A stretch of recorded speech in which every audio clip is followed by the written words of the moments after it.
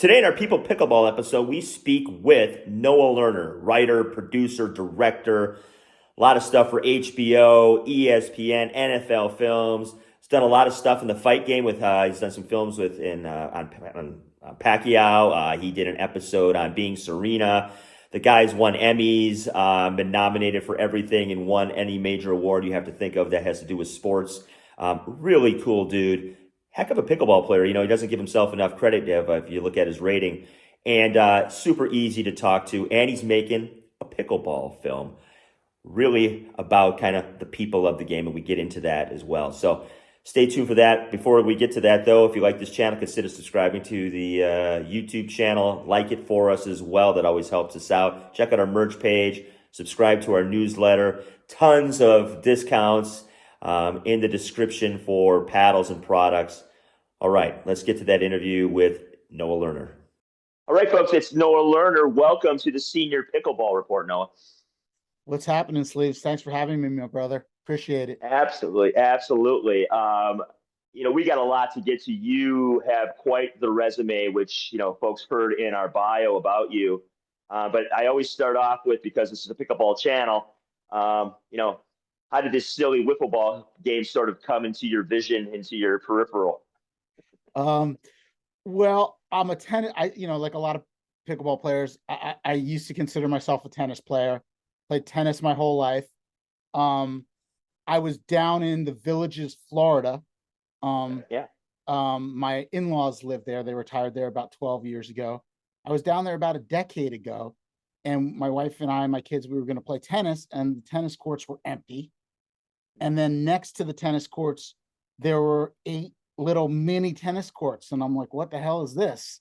And it was like 8 a.m, and they were packed with just packed. Like I'm a street hoops player from New York City. That's where I grew up. And there was like a line to play on every court. It looked like Enter the Dragon, of all these seniors playing pickleball. And I'm like, what is this? And obviously it's pickleball, and I immediately had, because I had racket skills, I'm like, I got to try this. And of course, I got, like a lot of people entering the sport, I got dusted by some 70 and 80-year-old people very quickly. But I made a lot of friends, and because I had some tennis skills, I picked it up that weekend, and I was hooked. And I still, this was 10 years ago, before pickleball got really hip. Yeah, this is way before COVID. Yeah, it was way before COVID. So I've been playing. I mean, I should be way better than I am actually for playing. You're an OG. I'm an OG. I'm still like between a 4 and a 4.5. In my head, I'm a 4.7. No way. Yeah. I'm more like a 4.2. I'm more like a 4.2.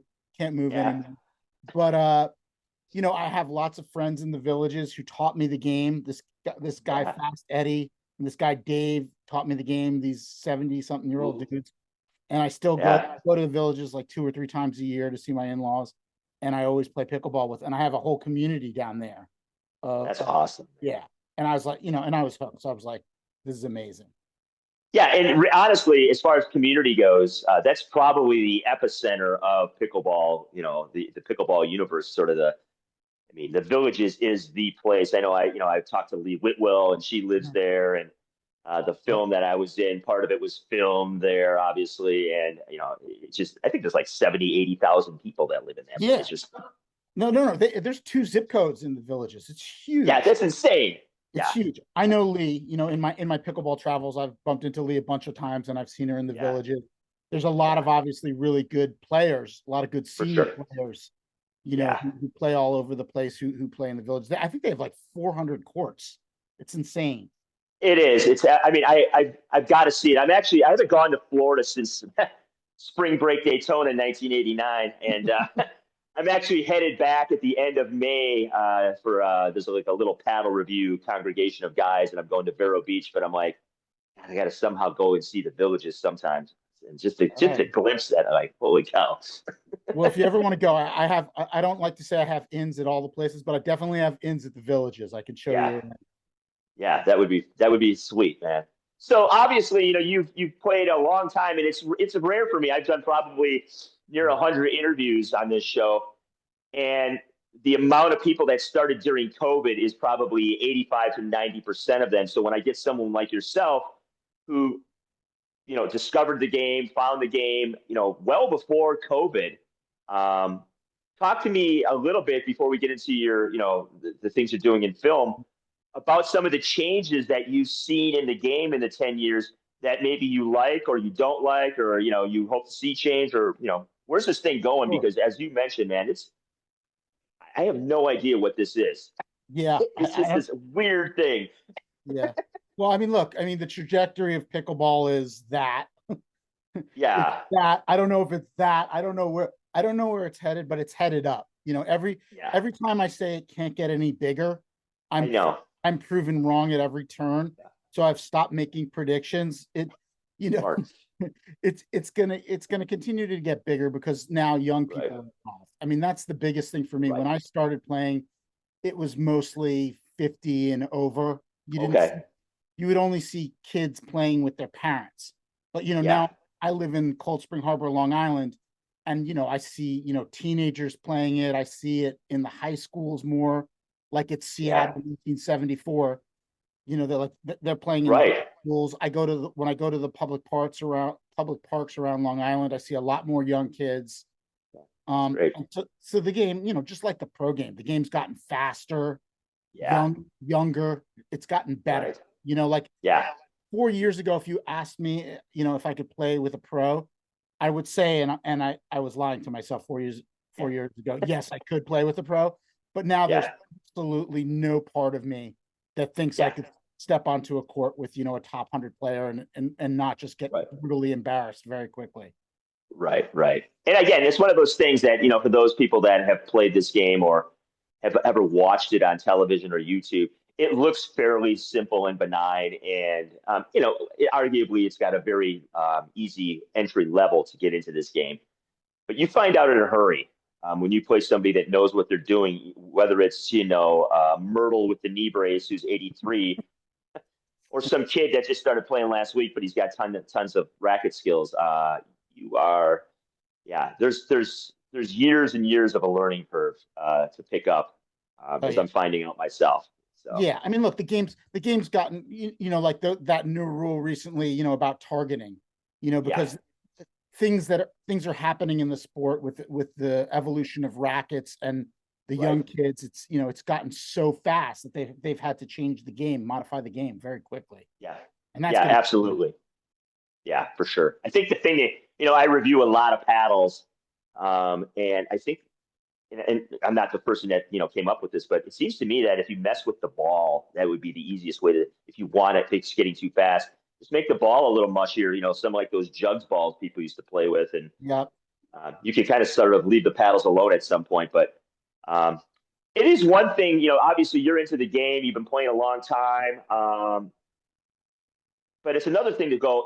I think with my background and what I've done, and the people I've worked with, the NFL films of the world, the HBOs of the world, to delve in and go. And I think I'm going to make a movie about this. That's a whole other, it's a whole other thing, man. So talk to me about like how that thought process sort of came to be. Well, I started this film a couple years ago. I don't know. I just, obviously I'm drawn to the sport and I love just the everyday people that play the Yeah, sport.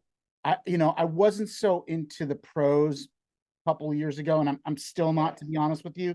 I just, yeah, not that I don't like them, they're perfectly great people. Like I've met a yeah, lot of them, but I just love the community, and the kind of the transformative power of the game, how it like helps people to lose weight, how it keeps people active. And I feel like that's what I think. Like when COVID started, the country was in such a crazy place, and we're still right, in such a divided place. right, Politically, it's almost like there's two Americas, and yeah, that's what I love about pickleball, is that it really has this kind of transformative and cohesive power to it. Like yeah. when I go down to the villages, it's like, oh, it's Noah, the liberal from New York, and they used to like they used to like joke about, oh, is Hillary locked up yet, and all that stuff. And I have so many friends that are really conservative Republicans, and Right. more conservative because of pickleball, I have to say. But I have so Yeah, many friends that I wouldn't think of hanging out with because of this. exactly. It's just kind of changed my group of Yeah, associates, and that to me was what attracted me to making a film about it. I was like, you know what? There's so many weird, cool people in this sport. I'd love to document yeah. some of that. So that's kind of I think that's brilliant. Yeah, yeah, that's kind of what my film. because and yeah, and I think that's an important film to make. That film has not been made yet. Right. And it's a story that's obviously, I would say, the foundation of what all this is, because you can walk onto a lot of courts and people have never watched pro pickleball in their entire lives, and they've been playing pickleball for years. Yeah. And they could give two shits about the pro game. And if the Yeah. pro game went away, they wouldn't even know it on some level unless they read it Yeah. in the news. So I think that's kind of what I run into. And I've always thought, like, God, there's such a huge amount of story out there to bring together, because you're right. I go in my court here and I'm playing in the middle of nowhere on what we call the world's worst pickleball courts. And it is all walks of life, all Yeah. ideologies, all sports background levels or not. There's people who've never played a sport in their lives who are out there playing. So that's an exciting film to make, I think, because Yeah. I'm every excited turn about you make, it's new. Yeah, that's the problem. That's the problem that I'm having. Like I'm 2 years in, and then honestly, if people ask me like, "Hey, how's your film going? Are you done yet?" And I'm like, "Oh yeah, I'm not even close to done," because Yeah, there's so many ways that the story can go because there are so many fascinating people. So it's like, I'll start on one person on a court, think that I'm following them all day, and then I'll see somebody else, and that's a right. little bit. There really are so many stories to tell in pickleball Yeah, because there's so many different types of people that are playing this sport, and I'm trying to capture. And now I'm going to sound pretentious, but bear with me. I'm trying to it's okay. capture what the heart of this sport is about, and it Yeah, really for sure. and really to me, it's not about the pro game. The pro game is just like Yeah, a tiny subset. That's not what's yeah, going to keep pickleball going. Is pickleball right. going to be on ESPN or not? Like I don't. I Right. mean, I tried to watch Andre Agassi and Steffi Graf, and I couldn't for more than 30 seconds. I'm like, Yeah, it's not interesting to me. right. I'm interested just like going to my court and seeing, different types of people argue and compete and have fun Yeah, and yeah. play the sport and then follow them in their life and see how the sport's changing them. Right, absolutely. And the film I was involved in, Dreambreaker, which is coming out shortly, it it shows you the highly dysfunctional world of the pro game. Right. And it's like anything else. We take something that's really cool, Yeah. and then we screw it up somehow because we throw a bunch of money in it, and then it kind of changes the sport. And then you got billionaires, arguing over a wiffle ball game and fighting Yeah. for attention. Yeah. And I mean, it was a fascinating story because I had to narrate it, and I follow the pro game pretty tight. But I was like, this is literally like watching Young and the Restless, Yeah. except it's like Young and the Grifters, and watching those worlds collide, and just sitting there back in my little off-grid community, and kind of commenting on this and going, this is nuts. Like, this Yeah. I is, mean, and it got nuts fast. yeah, it got nuts fast. And I still, like, I mean, I've talked to some of these people in my travels, Yeah. and who knows who's going to win this thing. And, Yeah, but, still just in the beginning, really. yeah, International game takes in, who knows? yeah. But honestly, that stuff it's a great story. And I'm glad that, Ashley's doing it, Yeah, and that it's for done. sure. And, I know obviously some of those people in the film, Yeah. there's some real characters. Ryan Cherry's a Oh, unbelievable. yeah. He, I interviewed Ryan. yeah, he's an awesome guy, and Yeah, I love him. he'll give you the shirt off of his back. And there's, I Absolutely. wish there was more human beings in the world. But you know what? I take that back. There are more human beings in the world like that, and a Yeah. lot of them are playing pickleball. There's so Yeah. many. There's so many great people in the sport. There really are. And that's the thing. I think even though the pro game is still in its infancy, and we're seeing, I think the exciting part of the film is we're seeing the birth of the pro game. And Ryan and Lee Whitwell are two really integral parts to that. There's sort of this unseen glue of bringing these factions together and kind of, you know, doing things behind the scenes that you don't necessarily get credit for. You know, like Ryan knows everybody, so he introduces people that may never talk and stuff like that. So that's cool. But I'm excited really for your film because um, 99.9% of us will never play pro pickleball. Yeah. Yet, like you and like myself, we think we do have a higher sense of our game a lot of times as well. Oh yeah. And Oh it's yeah. fun to talk to people to see kind of where they came from, what their background is, what their expectations are for this game, what their thoughts are on basic rules of this game. Because as you know, there's so many little quirky, goofy things just within the setup of the sport itself, and all the names, Kitchen, Ernie, ATP, and you introduce somebody, and then you show them how to try and keep score. Totally. I mean, you could do a 30-minute movie on the score probably. Totally. So yeah, go And ahead. just, I'm sorry, Sleeves, I don't mean to interrupt you, but I just wanted to No, say one other thing because it just popped into my mind. And one of the other things that I'm trying, a subset of the movie that I'm trying to capture is kind of like the older folks in the game, because there's so many people, in their 60s, 70s, and 80s who really started this game. yeah, And I'm not sure, that they're getting the respect that they deserve. they're Um, not. you know what I mean? So like I'm following, people like, Dick Johnson, who was one of the better players, 80 plus Yeah. players in the sport. And it's important to focus on some of the people who came before all these pros and all this money popped onto the scene. Yeah, This because they carried the sport for a very long time. yeah, I started watching this channel called, I think it's called Pickleball Stars. And it's sort of the what I would call sort of the first pro type players, the 5 O's. mm-hmm. And this is like 2014, 2013. I mean, and the game looks completely different, but it's exciting for me to know those names and those people, because I hear every once in a while sort of the folks that are becoming old school now refer Yeah, to them, and it's because it switches so fast. And then the people who started organizations like you know USSP and things like that, who are getting things going on their own because they don't necessarily have an organization that supports them enough. So they're like, well, we're going to go do this on our own, and we're just going to do it better. So there's a lot of cool narratives that I'm sure your film will cover. Um, so many cool narratives. And I'll just say this, yeah, shout out to everybody who's watching or this thing. I'm still, even though I'm 2 years in, I'm still searching for stories. So if anybody yeah, thinks they should be in my film and wants to tell me their story, I'm all yeah. ears. I'm always interested in exploring new avenues. So Okay, and hit me you up. hear that, folks? Yeah, absolutely. If you need a DM me, and I'll pass on the information because I do think there's a ton of stuff out there. I mean, you can make it into like F1 and have literally seasons and never cover everything, I and know. mainly because there's so many people playing it. The other thing is, like we've mentioned, it's still evolving. Like there's still new people coming into this game every day that have unbelievable backgrounds and stories and situations, that I come across just on this goofy little channel.